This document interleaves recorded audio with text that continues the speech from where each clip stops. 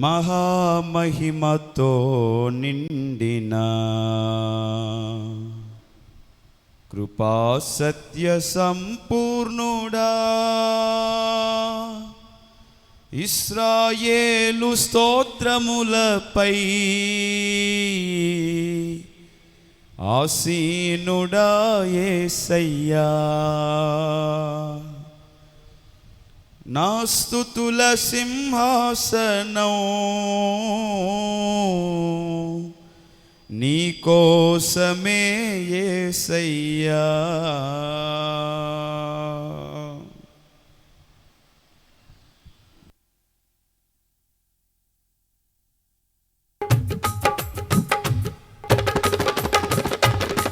మహామహిమతో నిండిన కృపా సత్య సంపూర్ణుడా, ఇశ్రాయేలు స్తోత్రములపై ఆసీనుడా యేసయ్యా, నా స్తుతుల సింహాసనం నీకోసమే యేసయ్యా. మహామహిమతో నిండిన కృపా సత్య సంపూర్ణుడా,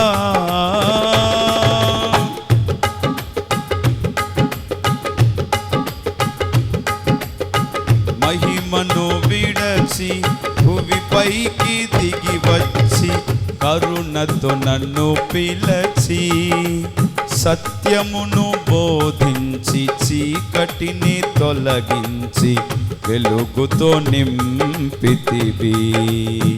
మహిమను విడచి భువిపైకి దిగి వచ్చి కరుణతో నన్ను పిలచి సత్యమును బోధించి చీకటిని తొలగించి వెలుగుతో నింపితివి.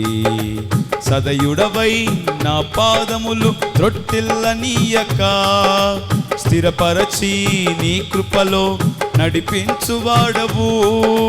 సదయుడవై నా పాదములు త్రొట్టిల్లనీయక స్థిరపరచి నీ కృపలో నడిపించువాడవు. మహామహిమతో నిండిన కృపా సత్య సంపూర్ణుడా, ఇశ్రాయేలు స్తోత్రములపై ఆసీనుడా యేసయ్యా, నా స్తుతుల సింహాసనం నీకోసమే యేసయ్యా. మహామహిమతో నిండిన కృపా సత్య సంపూర్ణుడా,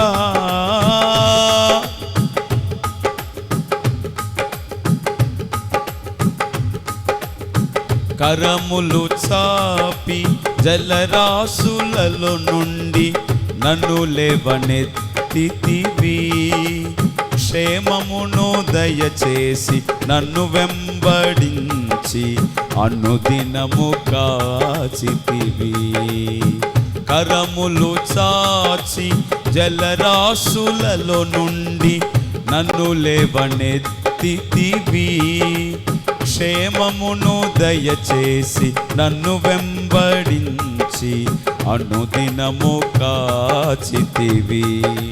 అక్షయుడా ప్రేమను చూపి ఆదరించినావు, నిర్మలుడా బాహువు చాపి దీవించువాడవు. అక్షయుడా ప్రేమను చూపి ఆదరించినావు, నిర్మలుడా బాహువు చాపి దీవించువాడవు. మహామహిమతో నిండిన కృపా సత్య సంపూర్ణుడా, ఇశ్రాయేలు స్తోత్రములపై ఆసీనుడా యేసయ్యా, నా స్తుతుల సింహాసనం నీకోసమే యేసయ్యా. మహిమతో నిండిన కృపా సత్య సంపూర్ణుడా,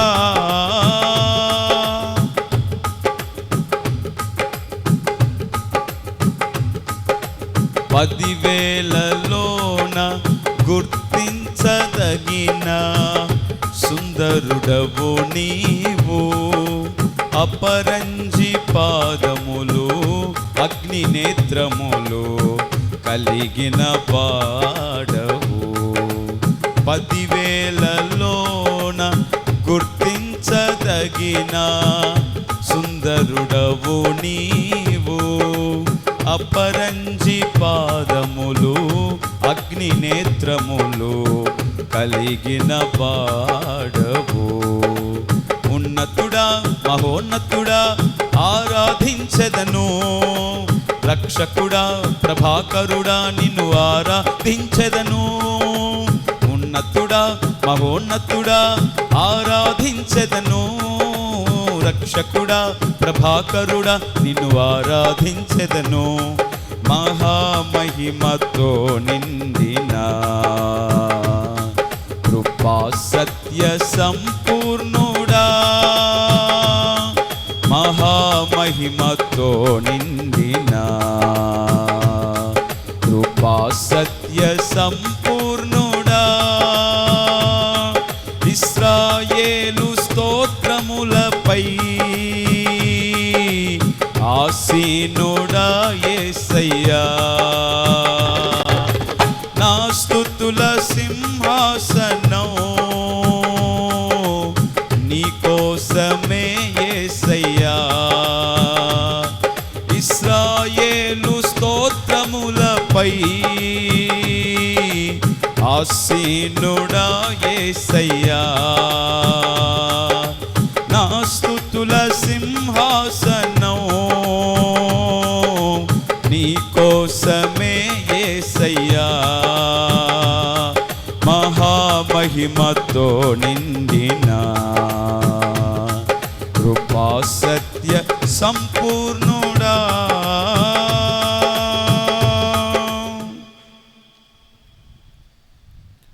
ప్రభుకు స్తోత్రం చెప్దాం. హల్లెలూయా.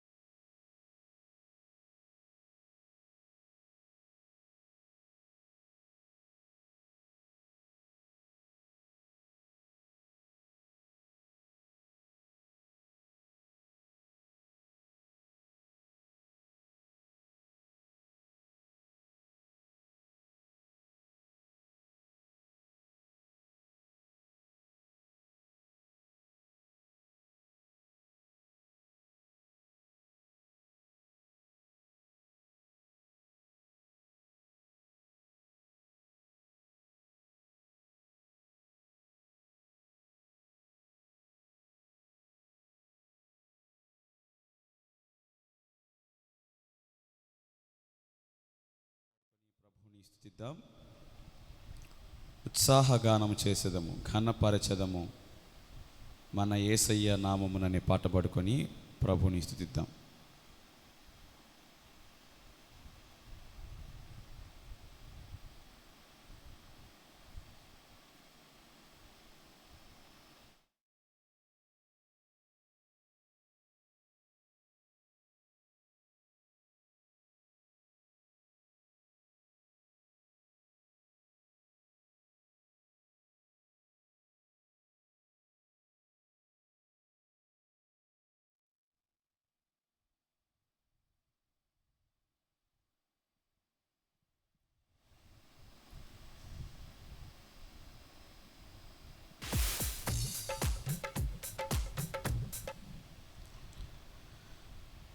హల్లెలూయా.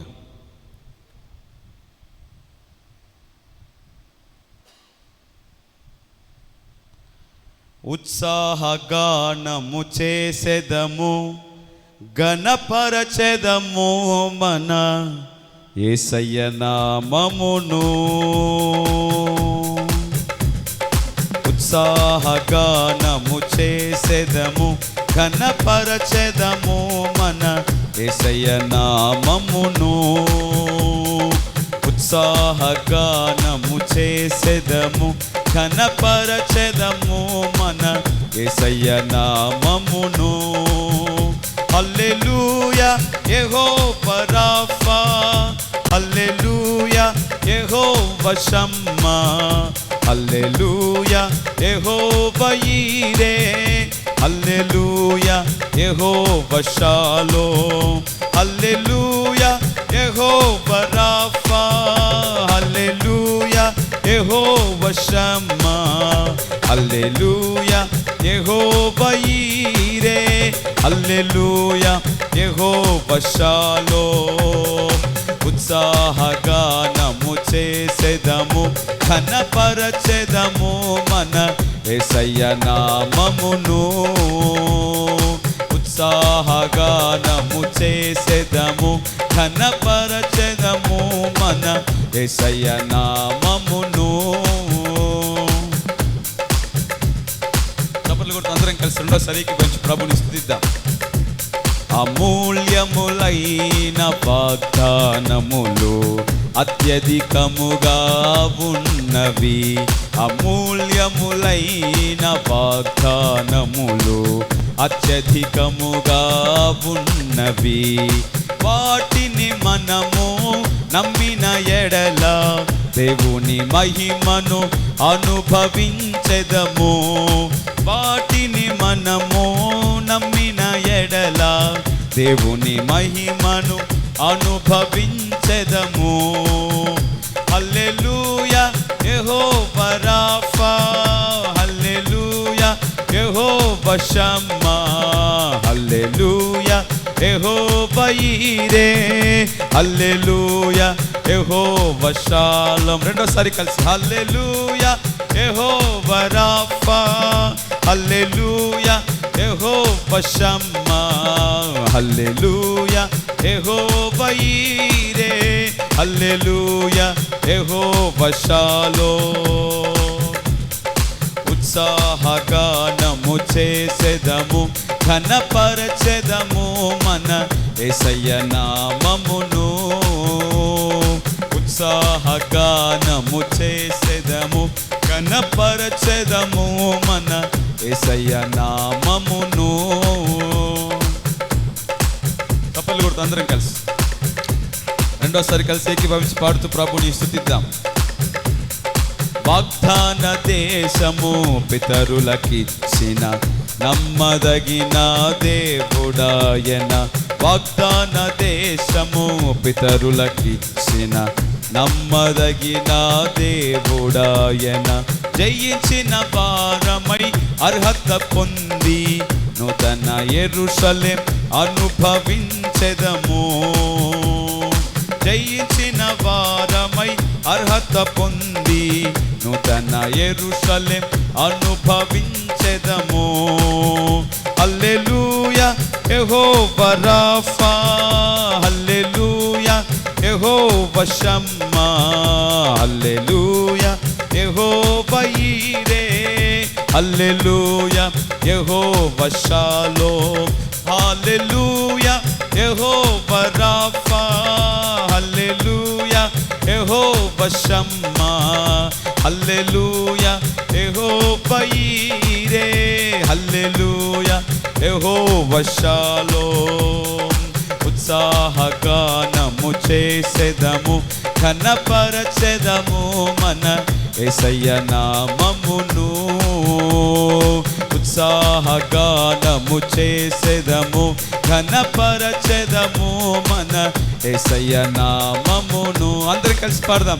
హల్లెలూయా యెహోవా రాఫా, హల్లెలూయా యెహోవా షమ్మా, హల్లెలూయా యెహోవా ఈరే, హల్లెలూయా యెహోవా షాలోమ్, హల్లెలూయా యెహోవా రాఫా, హల్లెలూయా షమ్మా హల్లెలూయా యెహోవా ఈరే హల్లెలూయా యెహోవా షాలోమ్ హల్లెలూయా యెహోవా షాలోమ్ హల్లెలూయా యెహోవా షాలోమ్.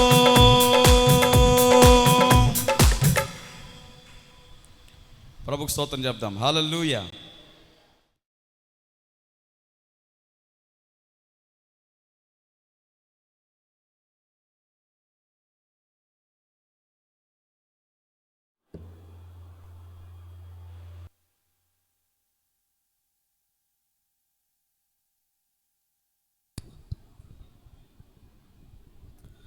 ప్రార్థన చేసుకుందాం. ఇంతవరకు పాటల ద్వారా దేవుని నామాన్ని మహింపరిచిన విధానం బట్టి ప్రభువును స్తుతిస్తూ మరి ముందున్న సమయంలో దేవుడు వాక్యం భాగం ద్వారా మనతో మాట్లాడలాగున ప్రార్థన చేసుకుందాం. పరిశుద్ధుడా, గనుడా, మహోన్నతుడా, నీకు స్తోత్రాలు, వందనాలు, కృతజ్ఞతలు చెల్లిస్తున్నాం. ఈ శుక్రవారంనైనా ఈ విజ్ఞాపన ప్రార్థన కూడికలో మేము పాలు పంపులు పొందడానికి ఇంతవరకునైనా మీ కృప మాకు తోడుగా ఉంచి నడిపించిన విధానం బట్టి మిమ్మల్ని స్తుతిస్తున్నా, ఘనపరుస్తున్నా, మహిమపరుస్తున్నా. మరి ప్రాముఖ్యంగానైనా వాక్య భాగం ద్వారా నాతో, మాతో, మా అందరితో మాట్లాడండి. ఏ రీతిగా మేము ప్రార్థించాలో, ఏ అంశాల కొరకు మేము ప్రార్థించాలో, ఎలాంటి ప్రార్థనా జీవితాన్ని మేము కలిగి ఉండాలో ప్రభువా, స్పష్టంగా మీ వాక్య భాగం ద్వారా నాతో, మాతో, మా అందరితో మాట్లాడమని మా ప్రభువును మా రక్షకుడైన యేసు క్రీస్తు వారి సర్వశక్తి కలిగిన నామంలో స్తుతించి ప్రార్థించి వేడుకుంటూ ఉన్నాము తండ్రి. ఆమేన్. మంచిది. ఈ సమయంలో దేవుని వాక్యాన్ని మనం విందాం. దైవ సేవకులు మన మధ్యలో ఉన్నారు. దేవుని వాక్యాన్ని మనకు అందిస్తారు.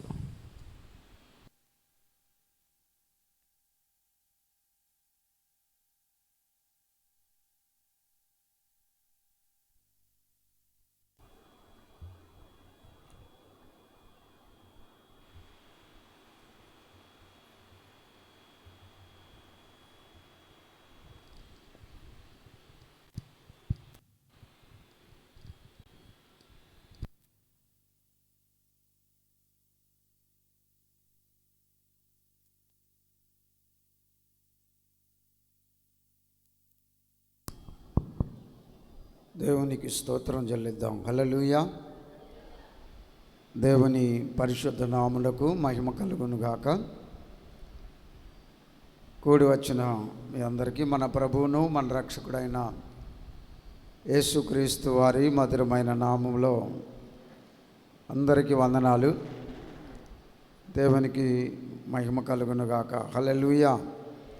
చెప్దాం అందరు రెండు చేతులైతే దేవునికి స్తోత్రం, దేవునికి స్తోత్రం. ప్రభునందు ప్రియులారా, ఈ విజ్ఞాపన ప్రార్థన సమయంలో మనందరం కూడా దేవుని వాక్యాన్ని కొద్ది సమయం ధ్యానం చేసుకుందాం. పరిశుద్ధ గ్రంథములో నుండి ఈరోజు విజ్ఞాపన ప్రార్థన. మరి విజ్ఞాపనలో అబ్రహాము చేసిన విజ్ఞాపన ప్రార్థనను గురించి ఈ రాత్రి కాలమందు మనం కొద్ది సమయం ధ్యానం చేసుకుందాం. దేవుని వాక్యంలో అబ్రహాము విశ్వాసులకు తండ్రి అని పిలువబడ్డాడు. మరి అబ్రహాము జీవితాన్ని మనం గమనిస్తే గొప్ప ప్రార్థనాపరుడుగా అబ్రహాము జీవించినట్లుగా మనకు దేవుని వాక్యం, బైబిల్ గ్రంథం మనకి తెలియజేస్తుంది. అబ్రహాము ప్రార్థనా జీవితం దేవుడు ఆదికాండములో 12వ అధ్యాయంలో దేవుడు పిలిచాడు ఆయన్ని. పిలిచినది మొదలుకొని మనం ఆదికాండములోని 25వ అధ్యాయాల వరకు మనము అబ్రహాము జీవితాన్ని పరిశీలించినప్పుడు పలు పర్యాయాలు దేవుని సన్నిధిలో ప్రార్థించిన అనుభవాలు మనకు తెలియజేయబడతాయి. దయచేసి ఆదికాండములో 12వ అధ్యాయము 8వ వచనంలో రాయబడిన మాటను మనం గమనించిన సమయంలో అక్కడ ఏమి రాయబడిందంటే, అక్కడ నుండి అతడు బయలుదేరి బేతేలుకు తూర్పునున్న కొండకు చేరి పడమటనున్న బేతేలుకును తూర్పునున్న హాయికిని మధ్యను గుడారం వేసి అక్కడ యెహోవాకు బలిపీఠమును కట్టి యెహోవా నామమున ప్రార్థన చేసెను అని రాయబడింది. కనుక అబ్రహాము జీవితంలో మరి ప్రార్థించిన వాడిగా తాను ఎక్కడ గుడారం వేశాడో అక్కడ బలిపీఠము కట్టి అక్కడ దేవుని సన్నిధిలో ప్రార్థించిన వాడిగా అబ్రహాము యొక్క జీవితం మనకు కనబడుతుంది. ఇంకా మనం గమనించినట్లయితే 13వ అధ్యాయంలో అబ్రహాము 4వ వచనంలో ఏం రాయబడిందో చూద్దాం. తాను మొదట బలిపీఠమును కట్టిన చోట చేరెను. అక్కడ అబ్రాము యెహోవా నామమున ఏం చేశాడంటండి? ప్రార్థన చేసెను. కాబట్టి ఈ విషయాలు మనం ఇంకా 20వ అధ్యాయము 17వ వచనంలో కూడా చూస్తాం. అబ్రహాము ప్రార్థన చేసిన అతని ప్రార్థన 17వ వచనం ఉంది. అబ్రహాము దేవుణ్ణి ప్రార్థింపగా దేవుడు అబీమెలెకును అతని భార్యను అతని దాసీలను దాసీ పిల్లలను వారందరినీ కూడా ఏం చేశాడు? దేవుడు కనికరించాడు. దేవునికి స్తోత్రం. కనుక ఈ లేఖన భాగాల్లో అబ్రహాము చేసిన ప్రార్థన మనకు కనబడుతుంది.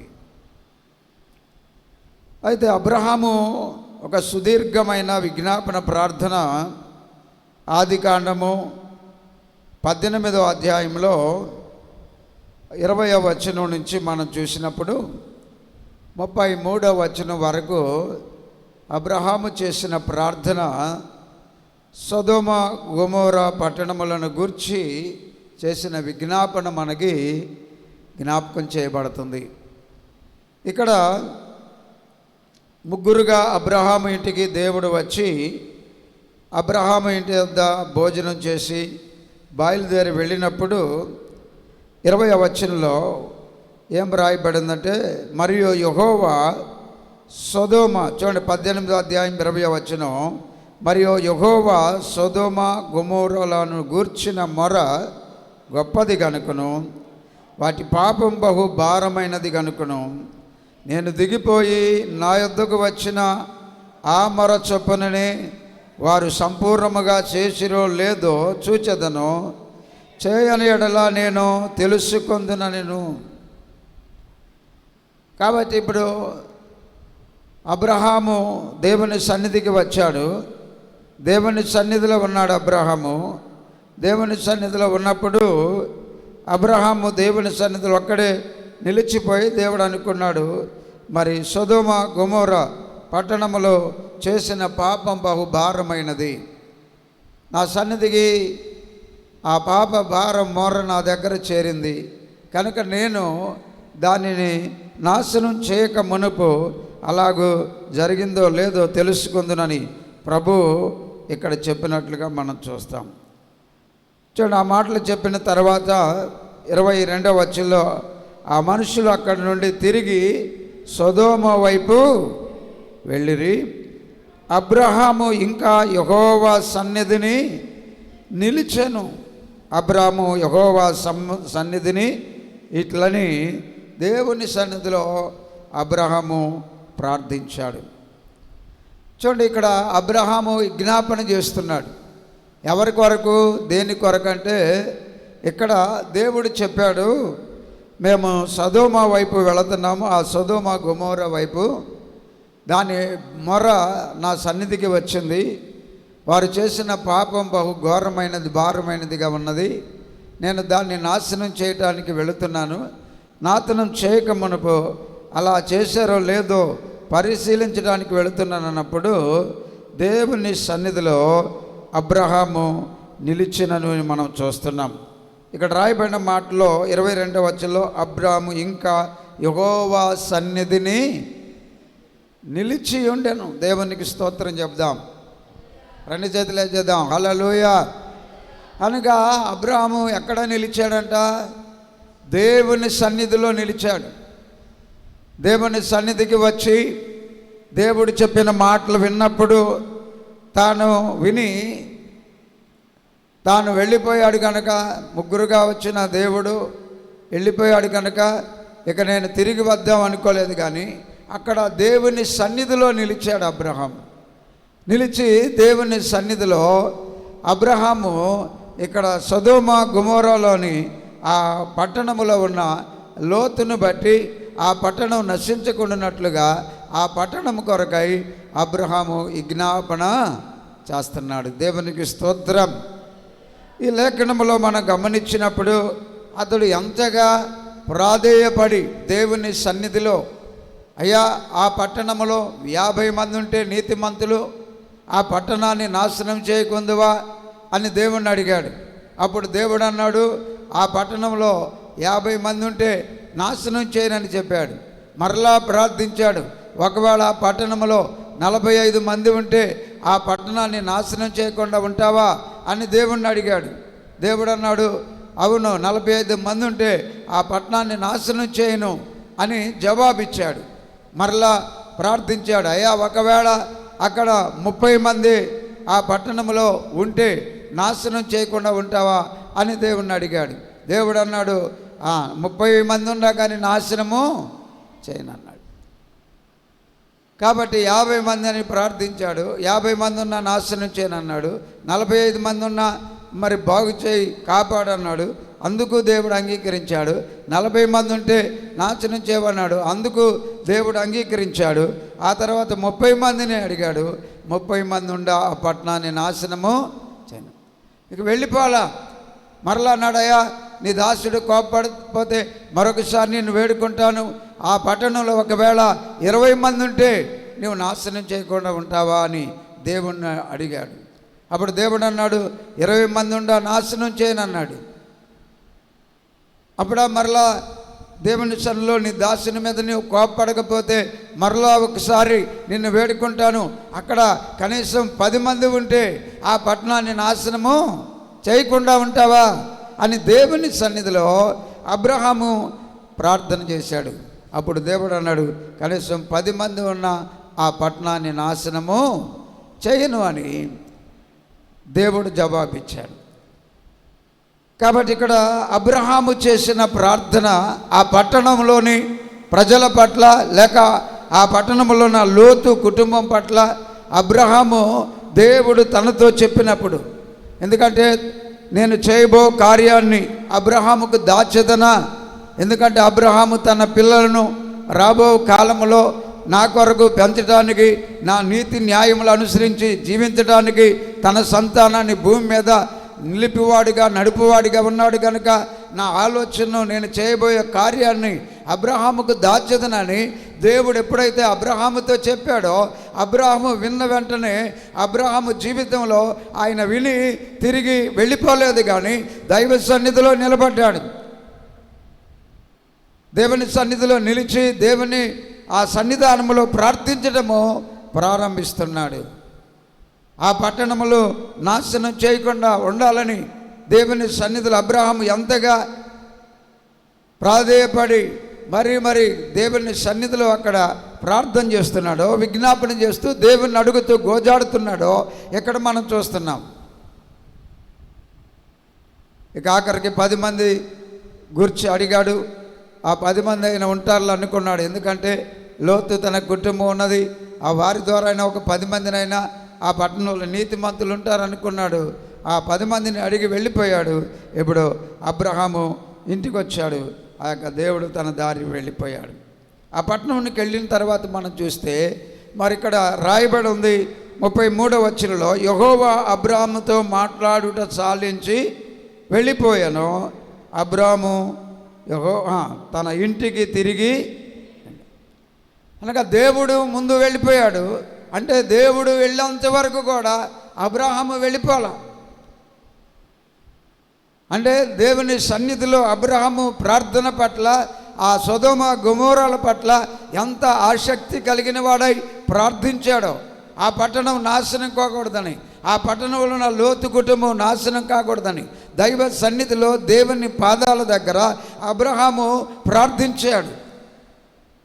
కాబట్టి అబ్రహాము గొప్ప ప్రార్థనా పరుడిగా దేవుని సన్నిధిలో మనం మరి ముందుగా చదివిన లేఖనాల్లో అతడు ఎక్కడికి వెళ్ళినా, ఏ స్థలానికి వెళ్ళినా గుడారం వేసిన సమయంలో దేవుని సన్నిధిలో అక్కడ బలిపీఠము కట్టి ప్రార్థన చేసిన వాడిగా మనం చూస్తున్నాం.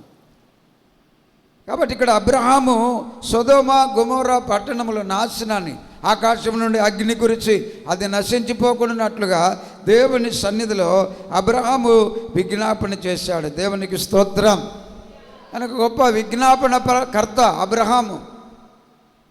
ఇది గొప్ప ప్రార్థనాపరుడే కాకుండా, తన కోసం కాకుండా, తన కాపుదల, తన భద్రత, తన కుటుంబం, తన క్షేమం కాకుండా దాని కొరకే ప్రార్థన పరిమితం చేయకుండా ఇప్పుడు సొదొమ గొమొర్రాలో ఉన్న ఆ పట్టణంలోని ప్రజలు నశించిపోవటం అబ్రహాముకి ఇష్టం లేదు. అందుకనే దేవుని సన్నిధిలో నిలిచి ప్రభు పాద సన్నిధిలో అబ్రహాము ప్రార్థిస్తున్నాడు. ప్రభుకు స్తోత్రం చెప్పండి, రెండు చేతులే చెప్పండి. కనుక ఇలాంటి ఆసక్తికరమైనటువంటి ఆలోచన, ఇలాగ దైవ సన్నిధిలో నిలిచి దేవుని సన్నిధిలో, దేవుని హృదయాభిలాష ఏంటంటే ఏ ఒక్కడు కూడా నశించడం ఆయనకి ఇష్టము లేదు. అందుకే అక్కడ అబ్రహాంతో అన్నాడు, నువ్వు కోరినట్లుగా, నువ్వు ప్రార్థించినట్లుగా అక్కడ కనీసం 10 మంది ఉంటే ఆ పట్టణాన్ని నేను నాశనము చేయనన్నాడు. దేవునికి స్తోత్రం. అందుకే దేవుని వాక్యంలో పౌలు గారు ఏమంటాడంటే, ఆ పరిశుద్ధ గ్రంథంలో మనం చూసినప్పుడు చూడండి, అపోస్తలుడైన పౌలు గారు తిమోతికి రాసిన ఆ పత్రికలో, మొదటి పత్రిక 2వ అధ్యాయం 1వ వచనం నుంచి చూద్దాం.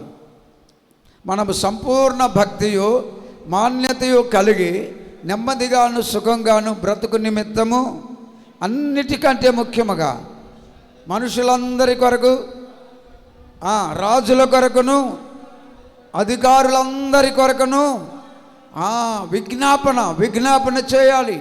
ప్రజలందరి కొరకు, రాజులందరి కొరకు, దేశాల కొరకు. ఎందుకంటే రాజులు, అధికారులు నీతి తప్పిన వారై, న్యాయం తప్పిన వారై, దేవుని కృపను విడిచి జీవిస్తూ అన్యాయంగా, అక్రమంగా పరిపాలిస్తూ ప్రజలను మరి నశింపజేస్తున్నటువంటి పరిస్థితులు, వారిని బట్టి మరి దేశము నశించిపోతుంది. దేవుని ఉగ్రత దేశం మీదకి రాబోతుంది. దేవుని ఉగ్రత దేశం మీద కుమ్మరించబడుతుంది. అందుకనే దేవుడు మరి ఆయన కోరుచున్నాడు, రాజులందరి కొరకు, అధికారుల కొరకు, ప్రజలందరి కొరకు విజ్ఞాపన చేసేవారు కావాలి, ప్రార్థన చేసేవారు కావాలి, యాచించేవారు కావాలి. ఎందుకంటే ఆ యొక్క ఉద్దేశం ఎందుకని చెబుతున్నాడో ఇక్కడ మనం చూస్తే, అక్కడ 4వ వచనం అంటాడు చూడండి, ఏమన్నాడు, ఇది మంచిది మన రక్షకుడైన దేవుని దృష్టికి అనుకో. ఆయన ఏ ఒక్కడు కూడా నశించట ఇష్టం లేదు ఆయనకి. అందరూ రక్షించబడాలని, అందరూ నిత్య జీవాన్ని పొందాలని. అందుకనే దేవుడు అలాగూ చేసిరో లేదో చూసి ఆ తర్వాత ఆ పట్టణాన్ని నాశనం చేయాలని అబ్రహాముకు చెప్పినప్పుడు అబ్రహాము దేవుని సన్నిధిలో మొర్రపెట్టాడు, ప్రార్థించాడు, దేవుణ్ణి వేడుకున్నాడు. అలాంటి మొర ఈనాడు మనం కూడా దేవుని సన్నిధిలో ప్రార్థించాలి. దేవుడు వెళ్ళిపోయాడు, అబ్రహాం వెళ్ళిపోయాడు. అయితే అక్కడ ప్రార్థన, ఆ చెప్పిన మాటను మనం చూస్తే దేవుడు ఆ ప్రార్థన ఆలకించకుండా వెళ్ళిపోయినట్లుగా మనకు కనబడుతుంది. కానీ ఆ తర్వాత లేఖన భాగంలో మనం చదివితే 19వ అధ్యాయానికి వచ్చినప్పుడు అక్కడ రాయబడిన ఒక అద్భుతమైన మాట ఏమని లేఖనం చెబుతుందో 23వ వచనం చదువుదాం. 23వ వచనం నుంచి, లోతు సోయరుకు వచ్చినప్పుడు ఆ దేశమును సూర్యుడు ఉదయించెను. అప్పుడు యెహోవా సొదొమను గొమొర్రాను మీదను యెహోవా యొద్ద నుండి అగ్ని గంధకములను, అగ్ని ఆకాశము నుండి కురిచి ఆ చూడండి ఆ పట్టణములను, ఆ మైదానమంతటిని, ఆ పట్టణములో నివసించు వారందరినీ, దేవునికి స్తోత్రం చెబుదాం, హల్లెలూయా. అయితే ఒక చక్కని మాట ఏం రాయబడిందంటే, ఇక్కడ మనం గమనించినప్పుడు 29వ వచనంలో దేవుడు ఆ మైదాన పట్టణములు పాడు చేయనప్పుడు దేవుడు అబ్రహామును జ్ఞాపకము చేసుకున్నాడు. అబ్రహామును జ్ఞాపకం చేసుకున్నాడు. అబ్రహాము చేసిన ప్రార్థన జ్ఞాపకం చేసుకున్నాడు. ఆ పట్టణం మీదకి వచ్చారు, దేవుని దూతలు వెళ్ళారు, ఆ పట్టణంలో ఆ రాత్రి ఉన్నారు. ఆ పట్టణంలో ఆ ప్రజలంతా భయంకరమైన పాపములో జీవిస్తున్నారో అర్థమైపోయింది. ఎందుకంటే రాత్రి వేళ లోతు ఇంట్లోనికి వెళ్ళిన దేవదూతలను పాపం చేయడానికి చిన్నవాడు మొదలుకొని పెద్దవారి వరకు కూడా ఆ సాయంకాలం అతని ద్వారం అందుకు వచ్చి లోతుతో అంటున్నారు, ఈరోజు నీ ఇంట్లో ఉన్న ఆ వ్యక్తులను బయటకు పంపు, మేము వారితో పాపం చేయాలంటుంటే లోతు ప్రాధేయపడుతున్నాడు. అన్నలారా, అయ్యలారా, ఒకసారి ఆలోచించండి, నా కుమార్తెలు ఉన్నారు, వాళ్ళతో మీరు ఇష్టం వచ్చినట్లు చేయండి, బయటకు పంపుతాను. కానీ వారు పొరుగువారు, నా ఇంటికి వచ్చిన వారు, వారిని మీరు ఏం చేయకూడదంటే లోతు మీద దొమ్మిగా వెళ్ళి ఆ ఇంటి మీదకి వెళ్ళి ఆ వాకిట్లోనికి వెళ్ళి ఆ ఇంట్లో ఉన్న వారిని లాగి పాపం చేయాలని పూనుకున్నట్లుగా మనం చూస్తున్నాం. అంటే ఎంత భయంకరమైన మనుషులో, ఎంత భయంకరమైన పాపములో ఉన్నారో, ఎంత భయంకరమైనటువంటి ఆ యొక్క పాప బంధకాల్లో ఆ పట్టణం ఉన్నదో ఎట్టే అర్థమైపోయింది. కాబట్టి దేవుడు అనుకున్నాడు, ఇప్పుడు అబ్రహాము ప్రార్థన చేశాడు కనుక, అబ్రహాము మొరపెట్టాడు కనుక, అబ్రహాము అంతసేపు నా సన్నిధిలో నిలిచి ఇందుకే కదా ప్రార్థించింది కనుక తన సహోదరుడు ఆ యొక్క కుమారుని అబ్రహామును దేవుడు అంట ఏం చేశాడు, జ్ఞాపకము చేసుకొని ఆ పట్టణాన్ని కాల్చివేసేటప్పుడు అబ్రహామును అతని లోతును అతని భార్య బిడ్డలను చేతులు పట్టుకొని బయటకు తీసుకొచ్చినట్లుగా మనం చూస్తున్నాం. దేవునికి 2 చేతులు ఎత్తి స్తోత్రం చెప్పండి. దేవుడు జ్ఞాపకం చేసుకున్నాడు. అంటే ఇప్పుడు మనకేం అర్థమవుతుందంటే అబ్రహాము ప్రార్థన వ్యర్థము కాల. అబ్రహాము ప్రార్థన దేవుడు ఆలకించకుండా వెళ్ళిపోలా. అబ్రహాం ప్రార్థన తృణీకరించలా. దేవుడు అంగీకరించినట్లుగా దేవుడు జ్ఞాపకం చేసుకొని సొదొమ గొమొర్రాను నాశనం చేసేటప్పుడు దేవుడు అబ్రహామును జ్ఞాపకం చేసుకొని ఇప్పుడు లోతును అతని కుటుంబాన్ని బయటకు తెచ్చాడు. దేవునికి స్తోత్రం. దేవుని బిడ్డలారా, ఈ సమయంలో దేవుడు నీతో నాతో మన ప్రార్థనలు వ్యర్థం కావు.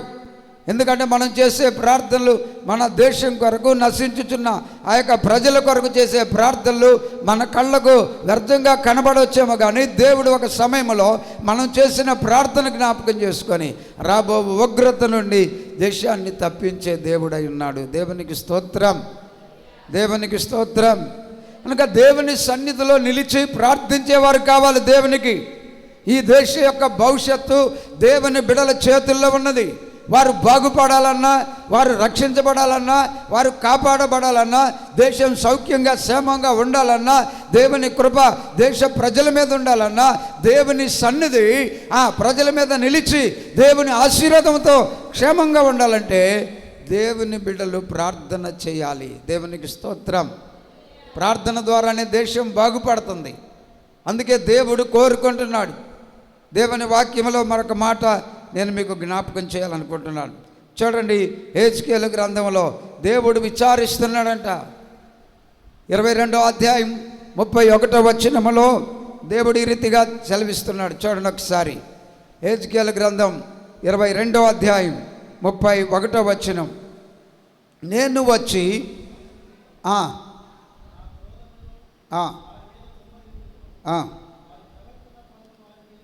30వ వచనం చదువుదాం. 30వ వచనం. నేను వచ్చి నేను దేశమును పాడు చేయకుండానట్లు ప్రాకారములను దిష్టపరచుటకును బద్దలైన సందులలో నిలుచుటకు తగినవాడు ఎవడైనా ఉన్నాడని నేను ఎంత విచారించినా దేవుడు అనుకున్నాడు. ఆ రోజు సొదొమ గొమొర్రా మీదకి నేను వెళుతున్నప్పుడు, దాన్ని నాశనం చేయడానికి వెళుతున్నప్పుడు ఒక్కడు నిలిచి ప్రార్థించాడు. అబ్రహాం నా సన్నిధికి వచ్చి నిలబడి నా సన్నిధిలో, అయ్యా 50 మంది ఉంటే కాపాడవా, 45 మంది ఉంటే కాపాడవా, 40 మంది ఉంటే కాపాడవా, నీతిమంతులు 30 మంది ఉంటే కాపాడవా, లేక నీతిమంతులు 20 మంది ఉంటే కాపాడవా, 10 మంది ఉంటే ఆ పట్టణాన్ని కాపాడవని నా సన్నిధిలో నిలిచి ప్రార్థన చేశాడు. అలాగూ ప్రార్థిస్తాడేమో, నేను వచ్చి దేశాన్ని పాడు చేయకుండా ఎవరైనా ఈ ప్రాకారాలు దిట్టపరచుటకు బద్దలైపోతున్న సందుల్లో నిలబడి, గ్యాపులు వచ్చినాయి ప్రజల మధ్య, దూరమవుతున్నాయి ప్రజల మధ్య, దేవుని ఆ యొక్క ప్రజలకు, దేవుని ఆలయానికి, దేవుని సన్నిధికి దూరమై పాపములో జీవిస్తున్న ప్రజల మధ్య నాశనం రాబోతుండగా, నాశనం అనే శిక్ష నుంచి తప్పించడానికి ఎవడైనా ఒక్కడు నిలిచి ఉన్నాడని దేవుడు అంటే ఏం చేస్తున్నాడు? విచారిస్తున్నాడంట. విచారించి విచారపడుతున్నాడు. ఎంత భయంకరమైన ప్రజలు! ఒక్కడు లేడా అని దేవుడు అంత వేదన పడుతున్నాడు. ప్రియులారా, ఎందుకంటే ప్రాకారాలు బద్దలైపోతున్నాయి. కాపుదల ఉండవలసిన చోట, క్షేమం ఉండవలసిన చోట, దీవెన ఉండవలసిన చోట, ఆశీర్వాదం ఉండవలసిన చోట బద్దలైపోతున్న సందులు ఏర్పడి ఆ ఆశీర్వాదం దూరం అయిపోతుంది, భద్రత దూరం అయిపోతుంది, ఆ యొక్క పరిస్థితులు పాడైపోతున్నాయి. ప్రాకారము భద్రతకు గుర్తు, ప్రాకారము కాపుదలకు గుర్తు. ఆ ప్రాకారం అనేది ప్రజల జీవితంలో పట్టణానికి ప్రాకారము ఆ దినాల్లో కట్టి ఆ భద్రతగా పట్టణానికి గుమ్మములు పెట్టి దోసుకొని పోకుండా, దొంగలు రాకుండా, పట్టణం పాడవకుండా, నాశనం కాకుండా ఆ పట్టణానికి ప్రాకారము నిర్మించేవాళ్ళు. దేవునికి స్తోత్రం. రెండు చేతులే చేద్దాం, హల్లెలూయా. అందుకే భద్రతకు సాదృశ్యం కాపుదల. ఈరోజు దేశంలో ఉన్న ప్రజలకు భద్రత లేదు. చూడండి, ఒంటరిగా వెళ్ళిన బిడ్డ మరలా తిరిగి కాలేజీ నుండి వస్తాడనే భద్రత లేదు, అమ్మాయి క్షేమంగా వస్తుందనే భద్రత లేదు, అబ్బాయి క్షేమంగా వస్తాడనే భద్రత లేదు, స్త్రీ బయటకు వెళితే మళ్ళీ క్షేమంగా వస్తుందనే భద్రత లేదు, కుటుంబంలో భార్యాభర్తలు ప్రయాణం వెళితే తిరిగి క్షేమంగా వస్తారనే భద్రత లేదు. పాకారాలు సందులైపోయి భద్రత లేని పరిస్థితులు, కుటుంబాల్లో భద్రత లేదు, సమాజంలో భద్రత లేదు, క్షేమము లేదు. ఎక్కడ చూసినా భయంకరమైన పరిస్థితులు మనం చూస్తున్నాం. చిన్న బిడ్డలు సైతం ఎంత భయంకరమైనటువంటి పరిస్థితులు లోకంలో మనం చూస్తున్నాం. ఈ భయంకరమైనటువంటి లోకం నశించిపోతుండగా దేవుడు అంటున్నాడు, ఒక్కడైనా నిలిచి నా సన్నిధిలో ఉంటాడేమని. ఎంత విచారించినా ఒక్కడు కూడా కనబడలేదు. ఆనాడు ఒక్కడుగా అబ్రహాము నిలిచి దేవుని సన్నిధిలో ప్రార్థించాడు, దేవుని సన్నిధిలో మొర్రపెట్టాడు. నాకెందుకెళ్ళని అబ్రహాము ఆ సాయంకాలం పొద్దుగూకుతుంది కనుక నేను వెళ్ళిపోవాలని ఆ యొక్క తొందరపడలేదు, కానీ నిలిచి దేవుని సన్నిధిలో ప్రార్థన చేస్తున్నాడు. దేవుని సన్నిధికి వచ్చి, దేవా నువ్వు జ్ఞాపకం చేసుకోయ్యా, బహుశా మనసులో తన సోదరుడు నశించిపోతాడేమనే బాధ, వేదన అబ్రహాము హృదయంలో ఉన్నది. అలాంటి హృదయము, అలాంటి బాధ, అలాంటి భారం, అలాంటి వేదన సమాజాన్ని చూసినప్పుడు నీకు నాకు కలిగి ఉండాలి. ప్రజల జీవితాలను చూస్తున్నప్పుడు, కుటుంబ జీవితాలు చూస్తున్నప్పుడు కుటుంబాల్లో భద్రత లేక ఎడమొస్తున్న పరిస్థితులు మనం చూస్తున్నాం. భార్యాభర్తలకు త్రాగుబోతులైన భర్తలుగా కుటుంబాలు పాడైపోయి ఎడమైపోతున్న పరిస్థితులు, కుటుంబాల్లో సమాధానం లేకపోవటం, కుటుంబాల్లో నెమ్మది లేకపోవటం, కుటుంబాల్లో ఆశీర్వాదం లేకపోవటం, ఇవన్నీ కూడా మనం చూస్తున్నప్పుడు సాతానుడు కుటుంబాలను శోధిస్తూ శాంతి సమాధానం లేక భద్రత లేకుండా మరి బాధ పెడుతున్న పరిస్థితులు మనం చూస్తున్నాం. అయితే ఈ దేశం బాగుపడాలంటే దేవుని పిల్లలుగా ఒక్కడైనా నిలిచి ప్రార్థించే ఒక్కడైనా ఉంటాడేమోనని దేవుడు కోరుతున్నాడు. దేవునికి స్తోత్రం. ఆ ఒక్కడిలో నీవు నేను ఉండాలి. ఎందుకంటే దేవుడు ఒక్కడైనా ఉంటే ఆ ఒక్కడి ద్వారా అయినా ఆ పట్టణాన్ని, ఆ ప్రజలను, ఆ గ్రామాన్ని, ఆ దేశాన్ని రక్షించాలని. అందుకనే ఆనాడు భక్తులు వారి జీవితాల్లో ఒక్కరుగా నిలిచి స్కాట్లాండ్ దేశం కొరకు జాన్ నాక్స్ అనే దైవజనుడు ఆ యొక్క చేతులెత్తి ప్రార్థిస్తున్నాడు, దేవా ఈ దేశాన్ని నాకు ఇస్తావా, లేకపోతే నా ప్రాణం తీసుకుంటావా? ఈ దేశాన్ని నాకు ఇవ్వు, ఈ ప్రజలను నాకు ఇవ్వు. ఈ దేశం నశించిపోతుంది, ఈ దేశం రక్షించబడాలి, ఈ దేశ ప్రజలు యేసు క్రీస్తుని తెలుసుకోవాలి.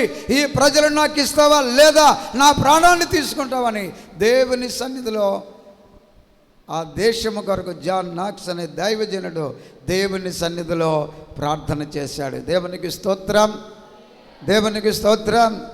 అలాగే డేవిడ్ బెయినార్డ్ అనే దైవ సేవకుడు ఒక్కడే. అతడి జీవితంలో రెడ్ ఇండియన్ల మధ్య, ఆ యొక్క ఎర్ర ఇండియన్ ప్రజల మధ్య అతడు ప్రార్థన చేస్తున్నాడు. ఈ దేశాన్ని, ఈ ప్రాంతాన్ని నాకు ఈ ప్రభు అని అతడు మోకాళ్ళ మీద పడి తన జీవితంలో ప్రార్థించి ప్రభువును వేడుకున్నాడు.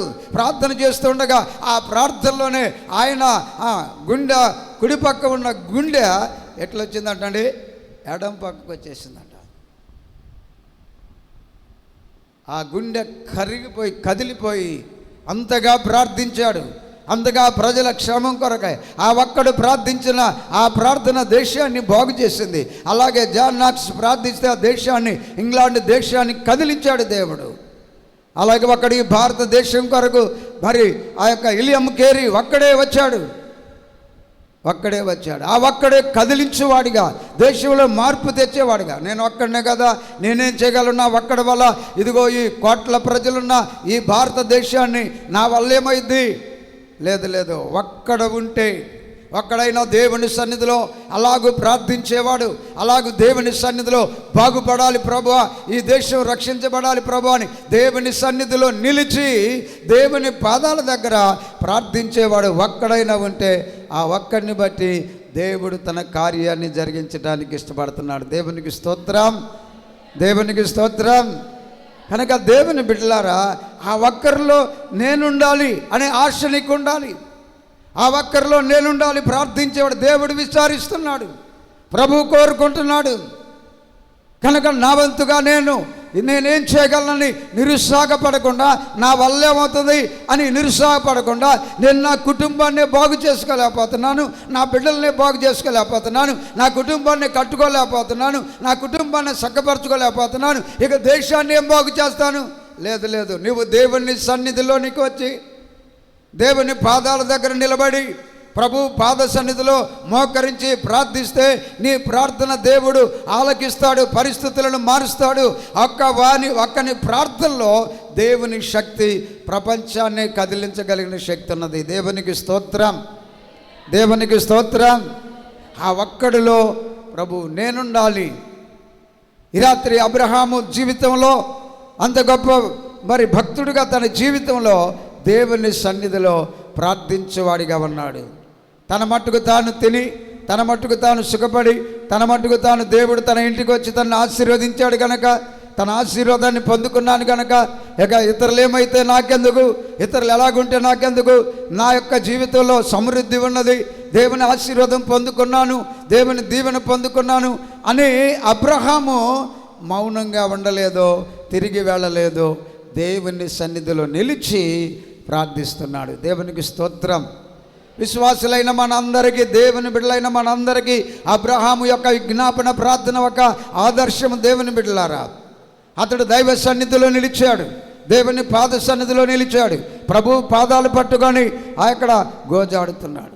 నేను కూడా మనందరము అలాగూ ప్రార్థించే దేవుని పిల్లలుగా ఉండాలని దేవుడు విచారిస్తున్నాడు. దేవునికి స్తోత్రం. కాబట్టి మనం ఆ యొక్క నెహెమ్యా గ్రంథంలో కూడా మనం చూస్తే, నెహెమ్యా యెరూషలేము దేశాన్ని గురించి, యూదా దేశాన్ని గురించి అతడు విన్నప్పుడు, అతడు రాజు గిన్నె అందించేవాడిగా ఉన్నాడు, ఒక ఉద్యోగస్తుడిగా ఉన్నాడు. అయితే యెరూషలేమును గురించి అతని దగ్గరకు వచ్చిన సమాచారం విన్నప్పుడు, పర్వాలేదు, వాళ్ళు ఏమైపోయినా నాకు పర్వాలేదు, నేను నా దేశాన్ని విడిచి ఇక్కడికి వచ్చాను, బానిసగా వచ్చిన నాకు ఒక మంచి ఉద్యోగం దొరికింది, మంచి రాజభవనంలో ఉద్యోగం కలిగి ఉన్నాను, ఇక ఎవరు ఏమైపోతే నాకేం పర్వాలేదు అనుకోలేదు. కానీ అతడు తన దేశాన్ని గురించిన ఆలోచన కలిగిన వాడిగా ఉన్నాడు. ఉద్యోగం చేస్తున్నప్పటికీ తాను విడిచి వచ్చిన ప్రజలు, అక్కడున్న పరిస్థితులు ఆలోచిస్తుండగా ఒకరోజు తన ఇంటి వారి నుంచి ఆ యొక్క బంధువులు వచ్చారు, సమాచారం తెలుసుకున్నాడు. 1వ అధ్యాయం 4వ వచనం చూడండి. నెహెమ్యా గ్రంథం 1వ అధ్యాయం 4వ వచనం చూడండి ఒకసారి.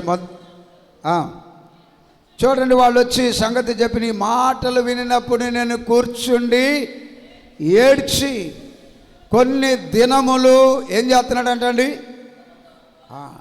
ఒకరోజు కాదు, 2 రోజులు కాదు, 3 రోజులు కాదు, ఎన్ని దినాలంట?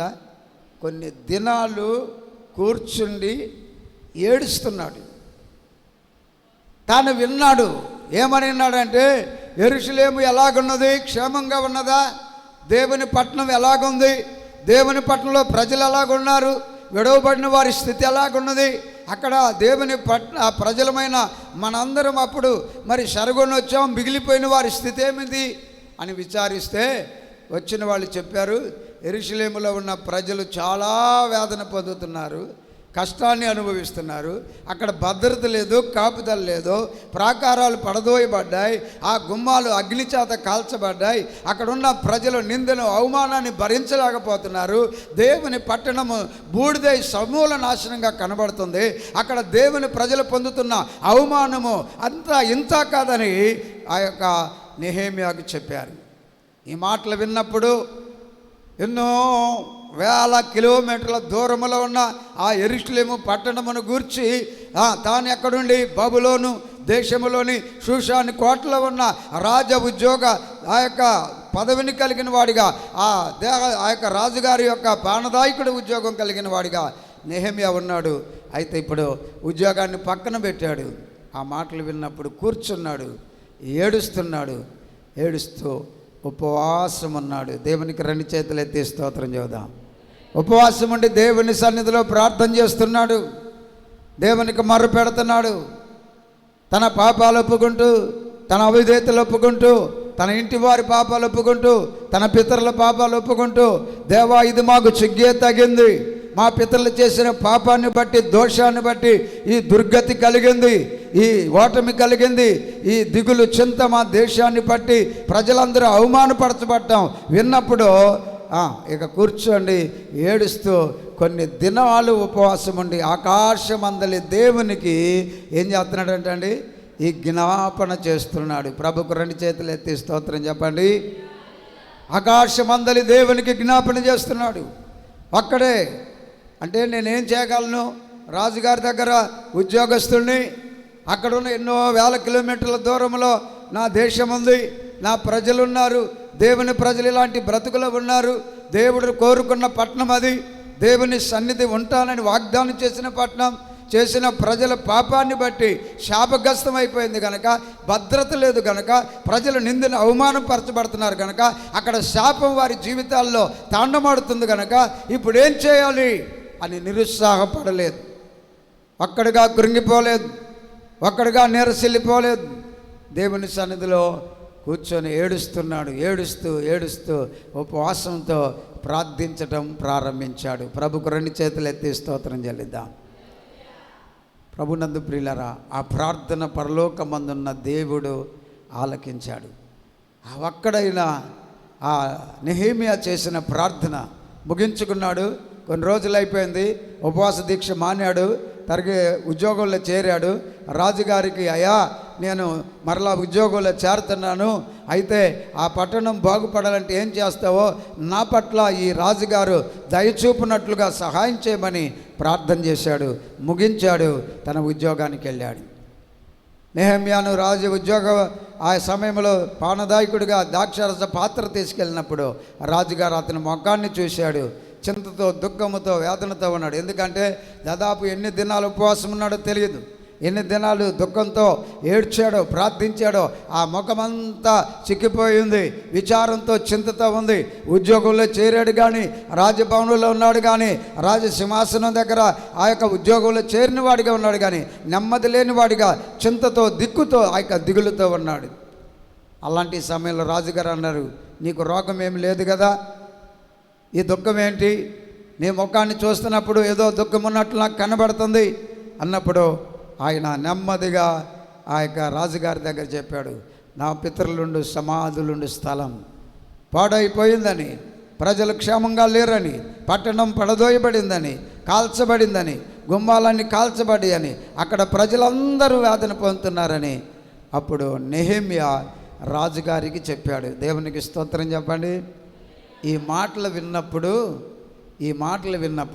అదే వారి తండ్రి, అదే వారి రాజుగారి యొక్క ఆ వంశములో ఉన్నవారు, అంతకు ముందున్న రాజులు అదే పట్టణాన్ని నాశనం చేసి చెర తీసుకొని వచ్చి వీళ్ళందరినీ బానిసలుగా చూస్తున్నారు. అయితే ఇప్పుడు అదే రాజుగారు, అదే నెహెమ్యా చెప్పుతున్న మాటలు విన్నప్పుడు, ఏ యెరూషలేమునైతే కాల్చివేశారో, ఏ యెరూషలేమునైతే పడదోశారో, ఏ దేవాలయాన్నైతే పడగొట్టారో, ఏ ప్రజలనైతే బాధించి నిందికి అవమానానికి గురి చేస్తున్నారో, ఆ ప్రజల మధ్య దయ చూపటానికి దేవుడు నెహెమ్యా ప్రార్థన విని రాజుగారిలో దయ పుట్టించాడు. దేవునికి స్తోత్రం, దేవునికి స్తోత్రం. ఆ పట్టణానికి వెళ్ళటానికి ఎన్ని రోజులు అవుతుంది, ఎంతకాలం అవుతుంది ఆ పట్టణాన్ని తిరిగి కట్టడానికి, ఆ పట్టణ ప్రాకారాలు నిలబెట్టడానికి అన్నీ అడిగిన తర్వాత ఆ మనుషుడుగా నీవే వెళ్ళాలని దేవుడు రాజుగారి భార్య ఏకీభవించి కావలసినవన్నీ ఇచ్చి దేవుని కృప ద్వారా యెరూషలేము ప్రాకారాలు నిలబెట్టడానికి, గుమ్మాలు నిలబెట్టడానికి, పట్టణంలో దేవుని సన్నిధి మరలా తిరిగి కట్టబెట్టడానికి దేవుడు ఒక నెహెమ్యాను వాడుకున్నాడు. దేవునికి స్తోత్రం చెప్పండి, దేవునికి స్తోత్రం చెప్పండి. కనుక దేవుని ప్రజలు దేవుని సన్నిధిలో ఒక్కరైనా ఉండారేమో ఆ ఒక్కడి ద్వారా దేవుడు కార్యం చేయాలని, ఆ ఒక్కడి ద్వారా ఆ గ్రామాన్ని బాగు చేయాలని, ఆ ఒక్కడి ప్రార్థన ద్వారా దేశాన్ని బాగు చేయాలని, ఆ ఒక్కని ప్రార్థన ద్వారా సంఘాన్ని బాగు చేయాలని, ఆ ఒక్కని ప్రార్థన ద్వారా ఆ రాజ్యాన్ని బాగు చేయాలని ఒక దానియేలు, ఒక నెహెమ్యా, ఒక ఎజ్రా వీళ్ళందరూ కూడా దేవుని సన్నిధిలో దేవుని పట్టణాన్ని, ప్రజలను, దేశాన్ని విన్నప్పుడు వారి జీవితాల్లో దేవుని సన్నిధిలో విజ్ఞాపనలు చేసి గొప్ప కార్యాలు సాధించగలిగారు. దేవునికి స్తోత్రం.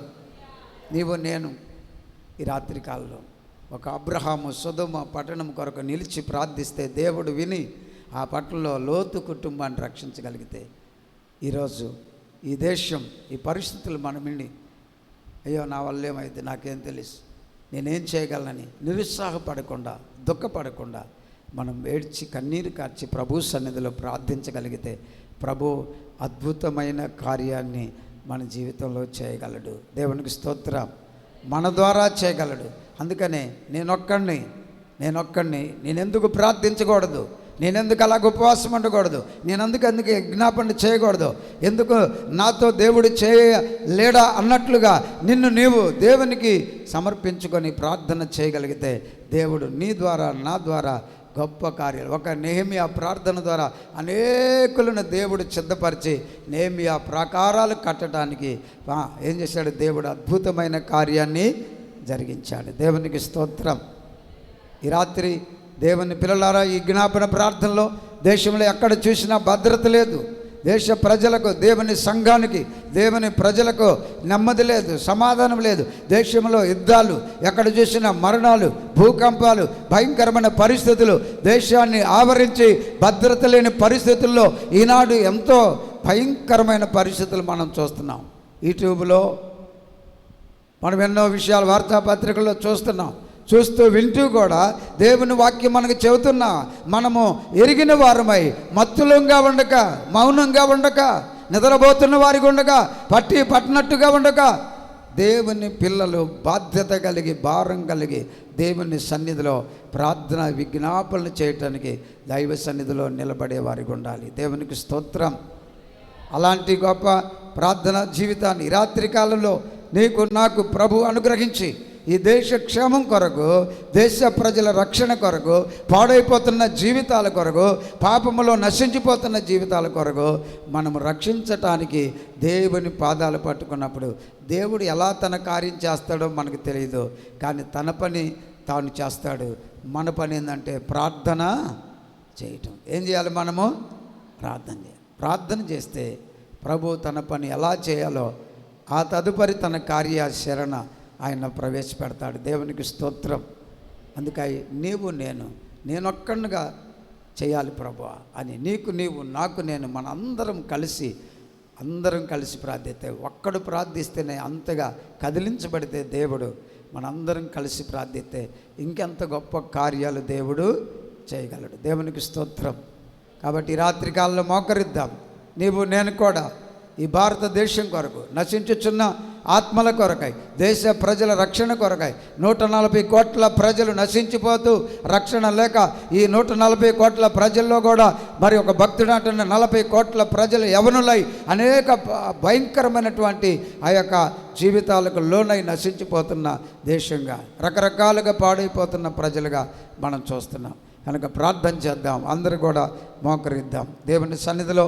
ప్రభువా, నేనొక్కడిగా నీ సన్నిధిలో నేను నిలబడతాను ప్రభా, నీ సన్నిధిలో మోకరిస్తాను ప్రభా, ఈ దేశం కొరకు ప్రార్థిస్తాను ప్రభా, ఈ దేశం కొరకై చేతులెత్తి నిలబడి నీ పాదాల దగ్గర మోకాళ్ళుని ప్రార్థించే భాగ్యాన్ని నన్ను తీసుకొచ్చి నాకు ఇచ్చావు ప్రభా, కనుక నేను ప్రార్థన చేస్తాను, మౌనంగా ఉండను ప్రభా అని ఈ సమయంలో చేతులెత్తి దేవుని వైపు చూసి, బద్దలైపోతున్న సందులు వచ్చి ప్రాకారాలు పడిపోతున్న భద్రత లేని దేశం కొరకు, క్షేమం లేని దేశం కొరకు, రక్షణ లేని దేశం కొరకు, సమాధానం లేని దేశ ప్రజల కొరకై నేను చేతులెత్తి పాపము నుంచి విమోచించబడి దేవుని రక్షణ పొందుకొని, పాపములోని శాపములోని చీకటిలోని బంధకాల నుండి విడిపించబడి దేవుని రక్షణ ప్రణాళికలోనికి ప్రజలు వచ్చినట్లుగా, నెమ్మది సమాధానం పొందినట్లుగా, దేవుని ఆశీర్వాదం ఆరోగ్యం పొందినట్లుగా, దేవుని కాపుదల భద్రత పొందినట్లుగా, దేశము కదిలించబడి దేవుని కార్యాలు దేశంలో జరుగునట్లుగా చేతులెత్తి ప్రార్థన చేద్దాం, చేతులెత్తి ప్రార్థన చేద్దాం. హల్లెలూయా, హల్లెలూయా, హల్లెలూయా. అందరూ కూడా మోకాళ్ళ మీద చేతులెత్తి ప్రార్థనలో ప్రభు సన్నిధిలో ప్రార్థన చేద్దాం. యేసయ్యా, అబ్రహాము ఇదిగో సొదొమ గొమొర్రాల కొరకు ప్రార్థించినప్పుడు అతన్ని జ్ఞాపకం చేసుకున్నావయ్యా. నెహెమ్యా నాయన యెరూషలేము క్షేమం కొరకు ప్రార్థించినప్పుడు మరలా ప్రాకారాలు కట్టావు ప్రభా, మరలా గుమ్మాలు నిలబెట్టావు ప్రభా, మరలా నీ ప్రజలు క్షేమంగా అక్కడ స్థాపించబడినట్లుగా, నీ ప్రజలు నెమ్మది పొందినట్లుగా, నీ ప్రజలు క్షేమస్థితిని కలుగునట్లుగా, దైవ కార్యాన్ని అద్భుత కార్యాన్ని రాజులను కదిలించిన దేవుడు ప్రభా. అలాగే ఈ రాజ్యాన్ని, రాజ్య ప్రజలను, నాయకులు, పాలకులు, అధికారులను, ఈ దేశాన్ని నీ చేతిలోనికి తీసుకొని, ప్రజలను నీ వశముకు తీసుకొని ప్రభువా నీవు కనికరించండి నాయన.